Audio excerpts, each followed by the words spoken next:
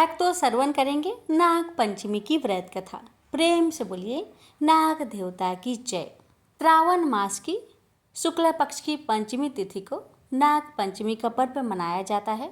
इस व्रत को करने और कथा को सुनने मात्र से ही जीवन के सभी भय दूर हो जाते हैं, सर्पदोष शांत हो जाता है और संतान को मिलता है दीर्घ आयु का आशीर्वाद। नाग पंचमी की व्रत कथा वह पवित्र आख्यान है जिसमें छिपा है संरक्षण का रहस्य। सिर्फ पूजा ही नहीं, यह दिन है कृतज्ञता का, श्रद्धा की प्रकृति और नाग देवता के प्रति समर्पण का। तो आइए भक्तों, बड़े ही श्रद्धा और प्रसन्न मन से श्रवण करते हैं नाग पंचमी नाग देवता की व्रत कथा। भक्तों, एक बात का विशेषकर ध्यान रखिएगा, जो भी भक्त नाग पंचमी का व्रत करते हैं उनके लिए नाग पंचमी की व्रत कथा का पाठ करना अनिवार्य होता है। यानी कि व्रत तब तक पूर्ण नहीं माना जाएगा जब तक आप इस कथा को ना सुन ले। मान्यता है कि नाग पंचमी के दिन भविष्य पुराण में बताई गई इस कथा का पाठ करने से आपको इस लोक में उत्तम फल की प्राप्ति होती है और आपके कुल में सर्प दंश से किसी की मृत्यु नहीं होती। कथा इस प्रकार है कि सुमंतु मुनि बोले, राजन, अब मैं पंचमी कल्प का वर्णन करता हूँ। पंचमी तिथि नागों को अत्यंत प्रिय है और उन्हें आनंद देने वाली है। इस दिन नागलोक में विशिष्ट उत्सव होता है। पंचमी तिथि को जो व्यक्ति नागों को दूध से स्नान कराता है उसके कुल में बासुकी, तक्षक, कालिया, मणिभद्र, ऐरावत, धृतराष्ट्र, करकोटक तथा धनंजय से सभी बड़े बड़े नाग अभय दान देते हैं। उसके कुल में सर्प का भय नहीं रहता। एक बार माता के श्राप से नागलोक जलने लग गए थे, इसलिए उस दाह की व्यथा को दूर करने के लिए पंचमी को गाय के दूध से नागों को आज भी लोग स्नान कराते हैं। इससे सर्प भय नहीं रहता। राजा ने पूछा, महाराज, नाग माता ने नागों को क्यों श्राप दिया था और वे कैसे बच गए? इसका आप विस्तार पूर्वक वर्णन करें।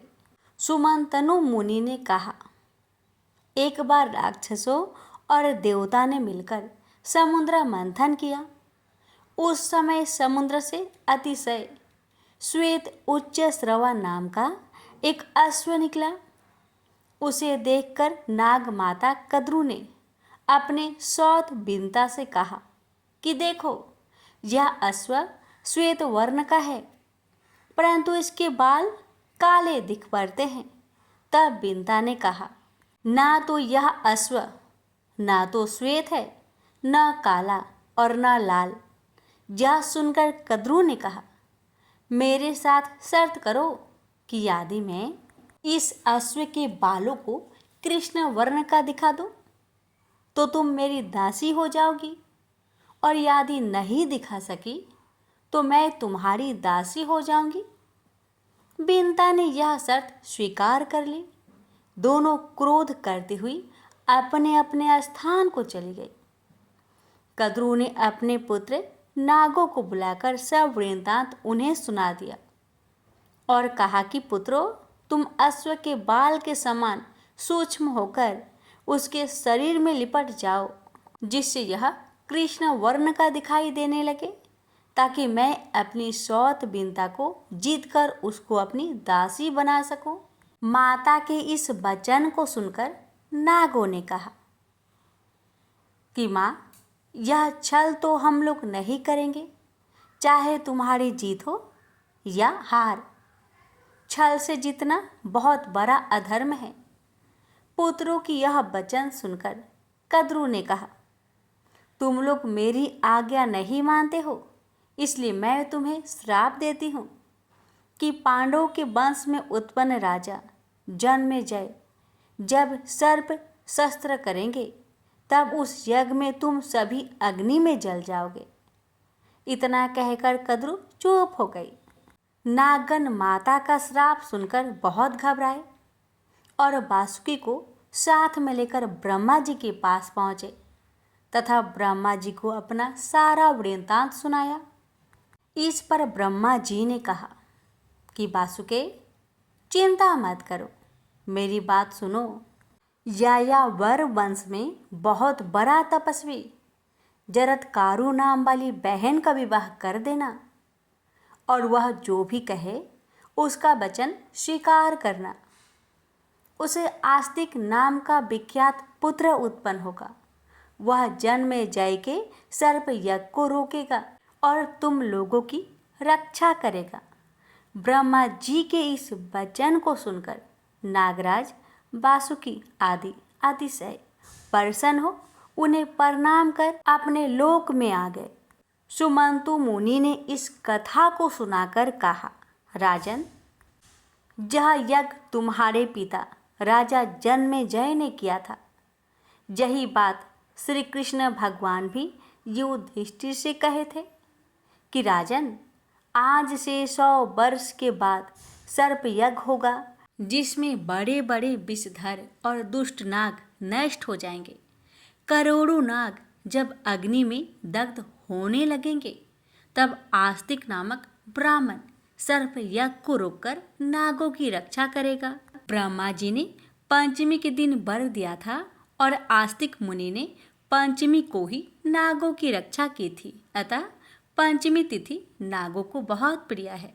पंचमी के दिन नागों की पूजा कर यह प्रार्थना करनी चाहिए कि जो नाग पृथ्वी में, आकाश में, स्वर्ग में, सूर्य की किरणों में, सरोवर में, वापी, कूप, तालाब आदि में रहते हैं, वे सब हम पर प्रसन्न हो, हम उनको बार बार नमस्कार करते हैं। इस प्रकार नागों को विसर्जित कर ब्राह्मणों को भोजन कराना चाहिए और स्वयं अपने कुटुंबियों के साथ भोजन करना चाहिए। प्रथम मीठा भोजन करना चाहिए, अंतराल अपनी अभिरुचि के अनुसार भोजन करें। इस प्रकार नियम अनुसार जो पंचमी को नागों का पूजन करता है, यह श्रेष्ठ विमान में बैठकर नागलोक को जाता है और बाद में द्वापर युग में बहुत पराक्रमी, रोग रहित तथा प्रतापी राजा होता है। इसलिए घी, खीर तथा गुलगुल से इन नागों की पूजा करनी चाहिए। राजा ने पूछा, महाराज, कुद्रु सर्प के काटने से मरने वाला व्यक्ति किस गति को प्राप्त होता है और जिसके माता पिता, भाई, पुत्र आदि सर्प के काटने से मरे हो, उनके उद्धार के लिए कौन सा व्रत, दान अथवा उपवास करना चाहिए, यह आप बताएं। सुमंतु मुनि ने कहा, राजन, सर्प के काटने से जो मरता है वह अधोगति को प्राप्त होता है तथा निर्विष सर्प होता है, और जिसके माता पिता आदि सर्प के काटने से मरते हैं वह उनकी सद्गति के लिए सावन माह के शुक्ला पक्ष की पंचमी तिथि को उपवास कर नागों की पूजा करे। यह तिथि महापुण्य कही गई है। इस प्रकार 12 महीने तक चतुर्थी तिथि के दिन एक बार भोजन करना चाहिए और पंचमी को व्रत कर नागों की पूजा करनी चाहिए। पृथ्वी पर नागों का चित्र अंकित कर अथवा सोना, काष्ठ या मिट्टी का नाग बनाकर पंचमी के दिन करवीर, कमल, चमेली आदि पुष्प, गंध, धूप और विविध नैवेद्यों से उनकी पूजा कर घी, खीर और लड्डू उत्तम 5 ब्राह्मणों को खिलाए। अनंत वासुकी, शंख, पद्म, कंबल, करकोटक आदि 12 नागों की क्रमशः पूजा करें। इस प्रकार वर्ष प्रयत्न व्रत एवं पूजन कर व्रत की पालना करनी चाहिए। बहुत से ब्राह्मणों को भोजन कराना चाहिए। विद्वान ब्राह्मण को सोने का नाग बनाकर उनकी पूजा कर उन्हें ब्राह्मण को दान करें। इससे आप भी पितृ ऋण से मुक्त हो जाएंगे। राजन, जो कोई भी इस नाग पंचमी व्रत को करेगा सांप से डसे जाने पर भी वह शुभ लोक को प्राप्त होगा। और जो व्यक्ति श्रद्धापूर्वक इस कथा को सुनेगा उसके कुल में कभी भी सांप का भय नहीं होगा।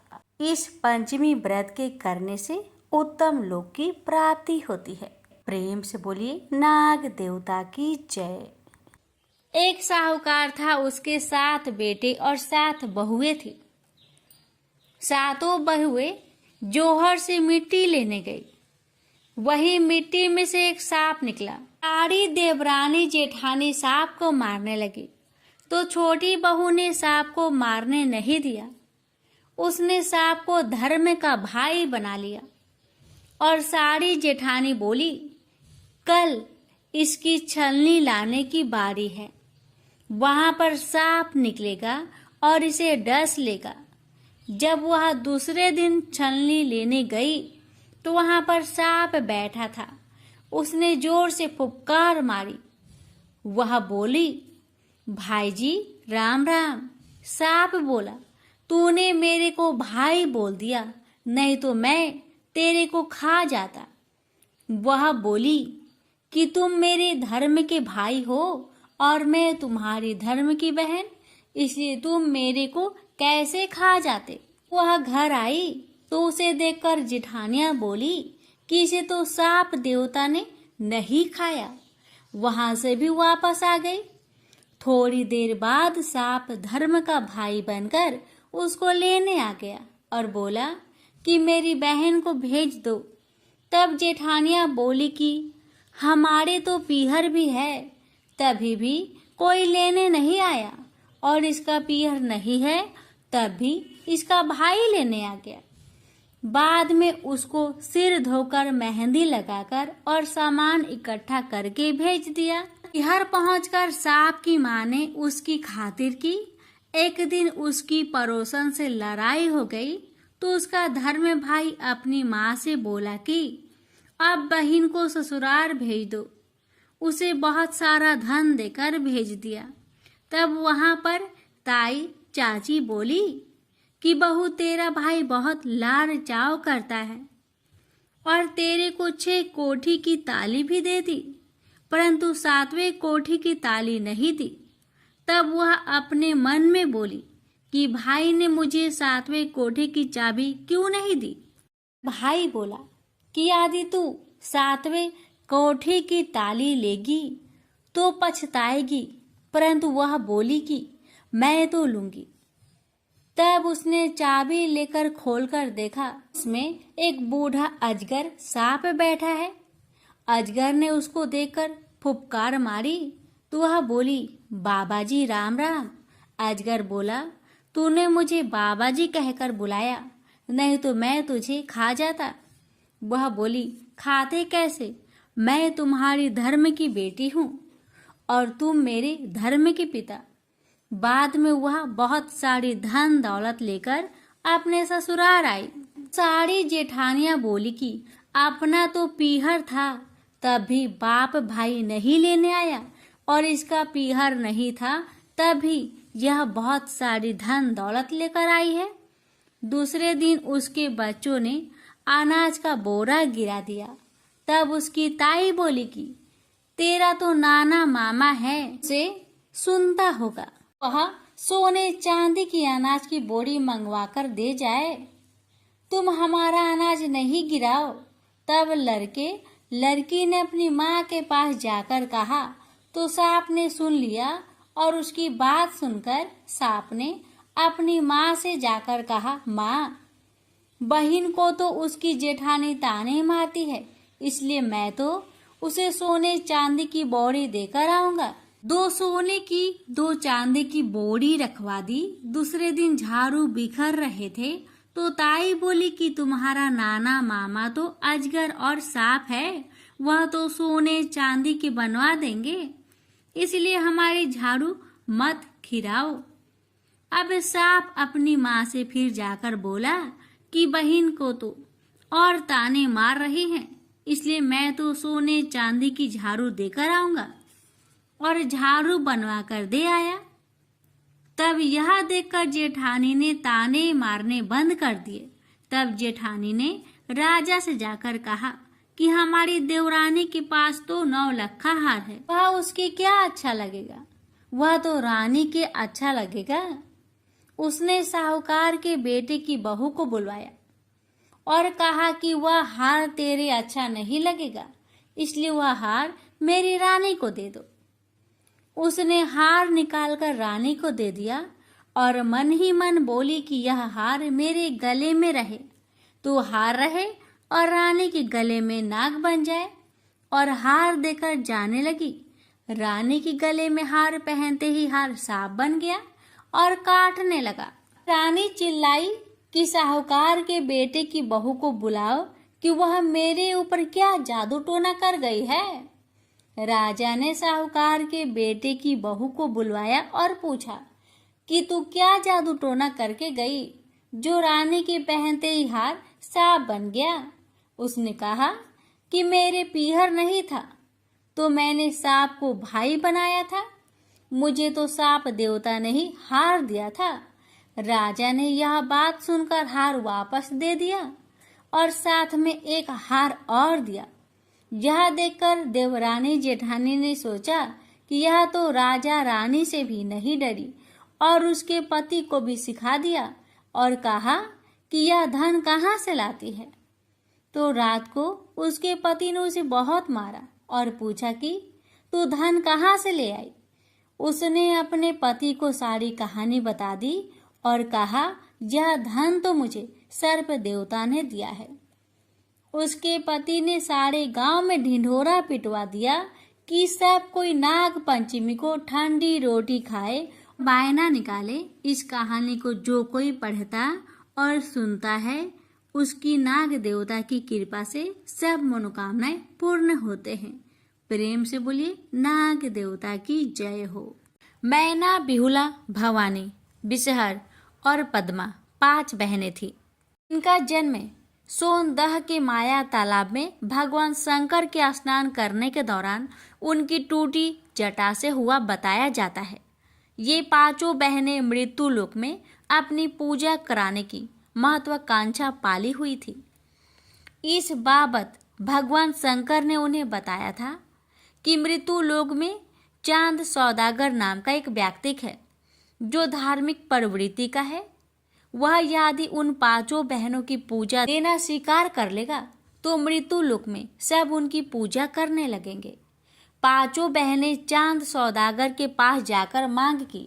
जब मंत्रा की तो चांद सौदागर ने वैसा करने से इनकार कर दिया। उसके इस व्यवहार से क्रोध होकर बिसहर ने इस अपमान का बदला लेने का निश्चय कर लिया। वह भेष बदलने में माहिर तो थे ही, लिहाजा वह बिसहर ब्राह्मण का भेष धारण कर अक्सर चांद सौदागर के पास आने लगी। ब्राह्मण बिसहर स्वयं निसंतान था, इस कारण चांद सौदागर भीतर से उससे घृणा करता था। चांद सौदागर के 6 पुत्र थे। उनके घर आकर ब्राह्मण भेषधारी बिसहर जिस जगह पर बैठता था उसके चले जाने के बाद चांद सौदागर उस जगह की मिट्टी कटवा कर हटवा देता और नई मिट्टी डालकर उस जगह को गोबर से लिपवा देता था। यह जानकर ब्राह्मण बिसहर ने सोचा कि संतान होने के कारण ही यह सौदागर मेरा इतना अपमान कर रहा है और बाहर से भक्ति भाव दिखलाता है। बिसहर ने चांद सौदागर से इसका बदला उसे भी निसंतान बनाकर लेने का निश्चय कर लिया। सौदागर ने जब बड़े बेटे का विवाह किया तो सुहाग रात में ही बिसहर ने सांप भेजकर उसे कटवा दिया, जिससे उसकी मृत्यु हो गई। चांद सौदागर के 6 पुत्र बारी बारी से सुहाग रात में ही सर्प दंश का शिकार होकर मर गए। वह भी अब बिसहर की तरह निसंतान हो गया। घर में 6 विधवा बहुएं अपने दुर्भाग्य पर छाती पीटती रही। उसकी इस दुर्दशा पर ब्राह्मण भेषधारी बिसहर मन ही मन खुशी थी। कुछ समय बाद चांद सौदागर को फिर एक पुत्र हुआ जिसका नाम रखा गया बाला लखनदर। चूंकि पहले ही उसके 6 पुत्र शादी के बाद सुहाग रात में ही सर्प दंश से मर चुके थे, इसलिए चांद सौदागर बाला लखंदर का विवाह करना नहीं चाहता था। मन भेषधारी बिसहर बाला लखंदर को भी मौत देने का उपाय सोचने लगी। वह चांद सौदागर का गुरु तो था ही, लिहाजा सौदागर की मति फेरते हुए उसे बाला लखंदर की शादी के लिए राजी करा लिया। बाला लखंदर का विवाह बिहुला से हुआ। इसमें भी बिसहर भेषधारी की महत्वपूर्ण भागीदारी रही। बिहुला सब कुछ जान रही थी। उसने अपने पिता बेचू साहू से कहा कि चांद सौदागर के 6 बेटे सुहाग रात में ही सर्पदंश के शिकार होकर मर चुके हैं। उसके 7वें बेटे बाला लखंदर से मेरा विवाह होने जा रहा है। इसका भी वही हाल होगा, इसलिए इसका पहले ही कोई उपाय किया जाए। बिहुला के ऐसा कहने पर चांद सौदागर को एक संदेश भेजकर बेचू साहू ने एक पत्र भेजकर उनसे ऐसा घर बनवाने को कहा कि जिसमें कहीं भी एक छोटा छिद्र भी नहीं रहे। पत्र पाते ही घर बनाना शुरू हुआ। कारीगर को कड़ी दिहायत दे गई कि कहीं भी छिद्र नहीं रहे, अन्यथा कारीगर को पूरे परिवार समेत मौत के घाट उतार दिए जाएंगे। ऐसा सुरक्षित मकान बनने की खबर जब बिसहरी को मिली तो उसे अपनी योजना विफल होती दिखाई देने लगी। फिर भी उसने हार नहीं मानी। कारीगर को बुलाकर उसे ऐसी छोटी सुराग मकान की दीवार में छोड़ देने पर राजी कर लिया जिसे आसानी से देखा नहीं जा सके। मकान बनकर जब तैयार हो गया तो चांद सौदागर ने अपने परिजनों के साथ उसका मुआयना किया। उसे वह छिद्र दिखाई नहीं दिया। वह इस तरह के मकान निर्माण से काफी खुश हुआ। तय समय पर बाला लखंदर का विवाह बिहुला से संपन्न हुआ। वह ससुराल आ गई। बिसहरी भी ब्राह्मण भेष में चांद सौदागर के घर आया और बारीक नजरों से नए बने मकान का निरीक्षण करने लगा। चांद सौदागर इस बात को समझ नहीं पाया। बिहुला जब सुहाग रात के लिए चली तो अपने पिता से एक कुत्ता, एक बिलार, एक नेवला, एक गरुड़, एक घोड़ा और अगर चंदन की लकड़ी मांगकर साथ में लेती आई। अगर चंदन में ऐसा गुण था कि यदि सर्प के काटने से कोई मर जाता तो उसे घिसकर पिला देने से वह जीवित हो जाता। सुहाग रात में बाला लखंदर सती बिहुला गहरी निंद्रा में थी। बिसहरी ने अपने यंत्र के तहत उस मकान में जो छोटा छिद्र करवा दिया था वह उसकी योजना में बड़ा कारगर सिद्ध हुआ। इसी छिद्र से बिसहरी की प्रेरणा पाकर एक पतला सांप कमरे में घुसा और बाला लखंदर को डस लिया। उसने बिहुला को जगाने की कोशिश की मगर गहरी निद्रा में होने के कारण नहीं जाग पाई। कहते हैं कि उसकी यह निद्रा भी बिसहरी की ही करतूत थी। जिस नागिन ने बाला लखंदर को डसा वह बिहुला की ही बहन थी। गुरु बिसहरी ने उसे काफी दबाव देकर और डरा धमकाकर भेजा था। डसने के बाद वह भागी नहीं, पलंग के नीचे स्थिर रहकर वह रोने लगी। बाला लखंदर के प्राण पेखरू उड़ चुके थे। बिहुला नींद में पड़ी रही और उसके द्वारा इस स्वाभाविक विपदा से बचने के लिए अपने मायके से लाई गई वे 5 चीजें व्यर्थ साबित हुई। जब बिहुला की नींद खोली तो बाला लखंदर को मृत देख वह छाती पीटकर रोने लगी। उसकी यह दशा देख उसके पति को डसने वाली नागिन ने उसे सांत्वना देते हुए कहा कि तुम रो मत, यदि कहोगी तो मैं अभी तुम्हारे पति को जीवित कर दूंगी, लेकिन बिसहरी की दुर्गति नहीं हो पाएगी। बिसहरी के कारण ही तुम्हारे 6 सेठ और पति मरे हैं। तुम्हें इसका बदला लेना है। धीरज रखो। अपने पति की लाश को लेकर शीघ्र इंद्रलोक के लिए प्रस्थान कर जाओ।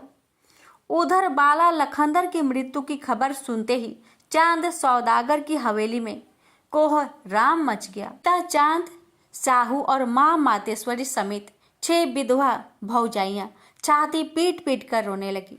सती बिहुला में इतनी क्षमता थी कि वह अपने पति को तत्क्षण जिंदा कर सकती थी, लेकिन ऐसा करके वह अपने 6 जेठों को जिंदा नहीं कर पाती। लिहाजा अपने पति की लाश के साथ 2 मटकी दही और केला के 4 पौधे लेकर इंद्रलोक के लिए प्रस्थान कर गई। दौरान जिस नागिन ने बाला को डसा था, बिहुला ने उसे भी अपने जूरे में बांध लिया। बिलार को भी साथ में ले लिया। कुत्ता, न्योला और गरुड़ को छोड़ दिया। गंगा किनारे जाकर केला के पौधे का बेरा बनाया, उस पर अपने पति की लाश रख बिलार को बैठाकर अपने गंग तत्व पर निकल गई। लाश पर दही का लेप चढ़ाती रही ताकि लाश खराब ना हो। बीच बीच में बिलार से लाश पर लगी दही चटवाकर लाश को साफ करने के बाद पुनः दही का लेप चढ़ा दिया करती थी। 12 वर्ष की यह यात्रा थी। रास्ते में कई लोग ने उसे विवाह का प्रलोभन भी दिया, लेकिन पतिव्रता बिहुला ने इस प्रलोभनों पर कोई ध्यान नहीं दिया। इधर बिसहर के क्रोध के कारण चांद सौदागर की संपत्ति नष्ट हो गई और पति पत्नी दोनों अंधे हो गए। 12 वर्षों तक बिहुला निर्जला उपवास करती रही। बिहुला की एक मौसी थी, उसका नाम रेघवा था। उसका पता ठिकाना पूछती हुई वह उसके पास गई, सारा हाल कह सुनाया। वह उसकी पति की लाश कुछ समय के लिए रखने के लिए राजी हो गई और बिहुला को अकेले ही इंद्रपुरी जाने की सलाह दी। उसने बिहुला को यह रहस्य भी बताया कि रास्ते में नैतिया नाम की एक धोबिन है जो इंद्रपुरी का कपड़ा धोती है। वह महाराक्षसनी है, वह देखते ही तुम्हें खा सकती है, इसलिए उसके पास जाते ही तुम उससे मौसी का रिश्ता बना लेना, ते तुम्हारा काम बन जाएगा। बिहुला वहाँ से नैतिया धोबिन के पास गई और नैतिया ने बिहुला से कहा कि उसकी तो कोई बहन ही नहीं है, तो वह उसकी बिहुला किध मौसी कैसे हुई। इस पर बिहुला ने नैतिया को जवाब दिया, उसके विवाह के बाद उसकी माँ की पैदाइश हुई थी। जब आप अपनी बहन को नहीं देखी तो वो कैसे पहचानेगी। बिहुला से ऐसा सुनकर नैतिया को विश्वास हो गया वह उसकी बहन की ही बेटी है। वह उसे अपने घर ले गई और भोजन के लिए कहा। बिहुला तो निर्जला व्रत रखी हुई थी, सच्चाई बता देने पर खतरा था, इसलिए उसने भोजन के लिए हाँ कह दिया। वह जब उसे खिलाने ले गई तो पहले हाथ मुंह धोने के लिए 1 लोटा पानी दिया और थाली में भोजन रख दिया। बिहुला ने लोटा के पानी को हाथ पैर धोने में ही खर्च कर दिया। इस तरह नैतिया जब तक दोबारे पानी लेने बाहर गई तो बिहुला ने मौका पाकर धरती से प्रार्थना की। धरती फट गई और उसने खाना उसी में डाल दिया। पानी लेकर नैतिया लौटी तो थाली खाली देखकर उससे पूछा कि इतना जल्दी कैसे भोजन कर लिया। इस पर बिहुला ने कहा कि बड़ी भूख लगी थी सो जल्दी खा लिया। नैतिया बिहुला को घर पर ही छोड़ कपड़ा देने इंद्रपुरी चली गई। घर में दूसरा कोई नहीं था। बिहुला ने एक घर में जाकर देखा तो पाया कि वहां उसके पति और 6 जेठ की कटिया में मक्खी की तरह भनभना रहे हैं। देखकर वह नेतिया के कमरे में आकर सो गई। उधर नेतिया ने इंद्रपुरी में बताया कि उसके घर उसकी बहन की एक छोटी बेटी आई हुई है, इसी कारण यहाँ आने में देर हुई। यह कपड़ा भी उसी ने ही तहाया है।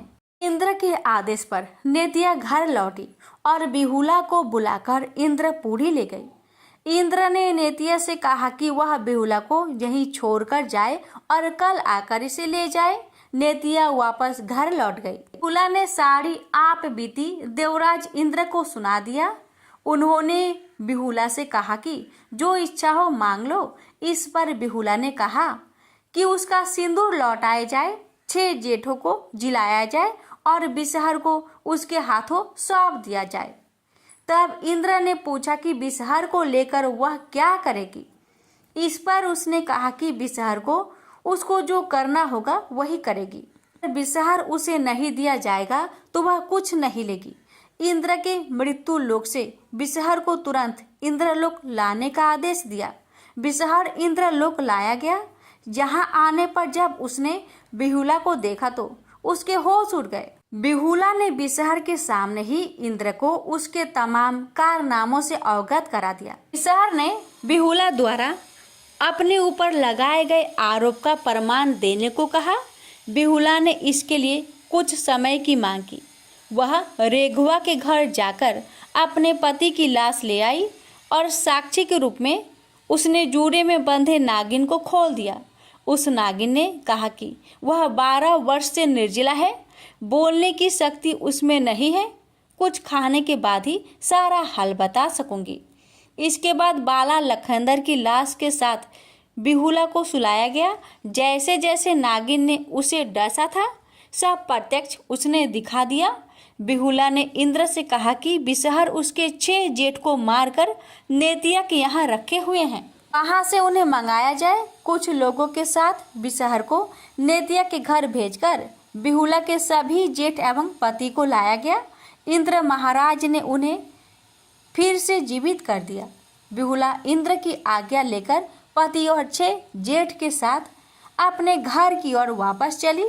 सारा सामान बिसहर के सिर पर लादकर उसके गले में डोरी बांध ले चली।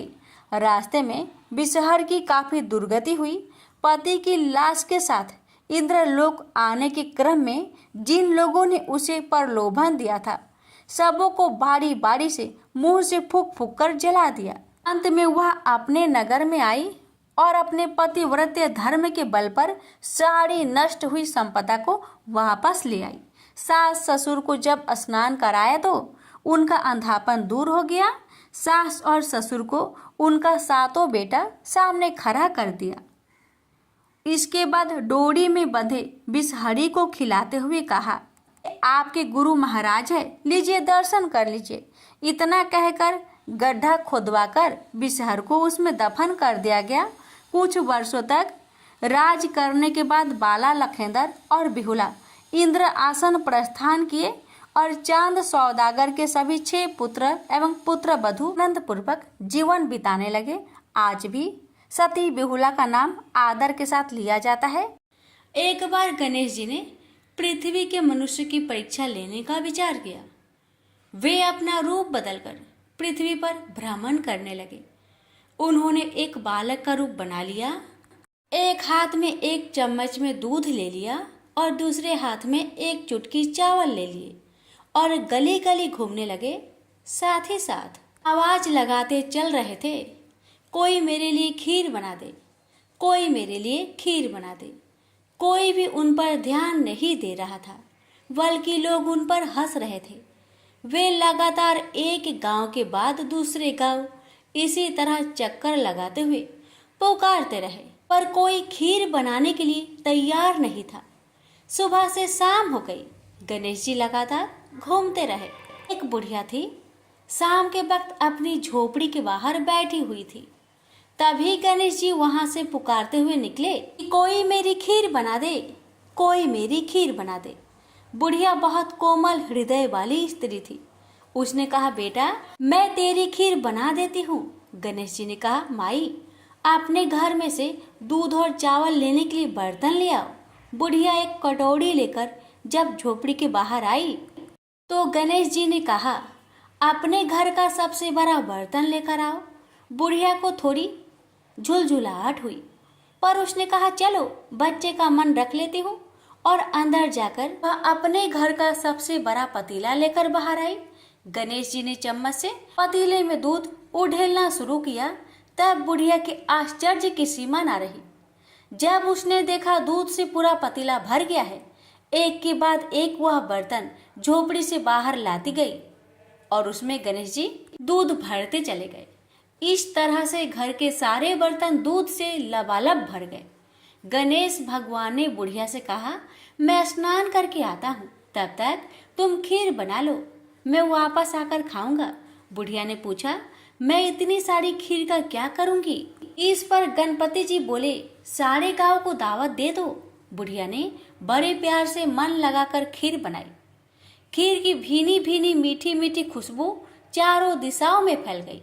खीर बनाने के बाद वह हर घर में जाकर खीर खाने का न्योता देने लगी। लोग उस पर हंस रहे थे। बुढ़िया के घर में खाने को दाना नहीं और यह सारे गांव को खीर खाने की दावत दे रही है। लोगों को कौतूहल हुआ और खीर की खुशबू से लोग खींचे चले आए। लो, सारा गांव बुढ़िया घर में इकट्ठा हो गया। जब बुढ़िया की बहू को दावत की बात मालूम हुई तब वह सबसे पहले वहां पहुंच गई। उसने खीर से भरे पतीलों को जब देखा तो उसके मुंह में पानी आ गया। उसे बड़ी जोर से भूख लगी हुई थी। उसने एक कटोरी खीर निकाली और दरवाजे के पीछे बैठकर खाने को तैयार करने लगी। इसी बीच एक छींटा गिर गया और गणपति जी का भोग लग गया और वो प्रसन्न हो गए।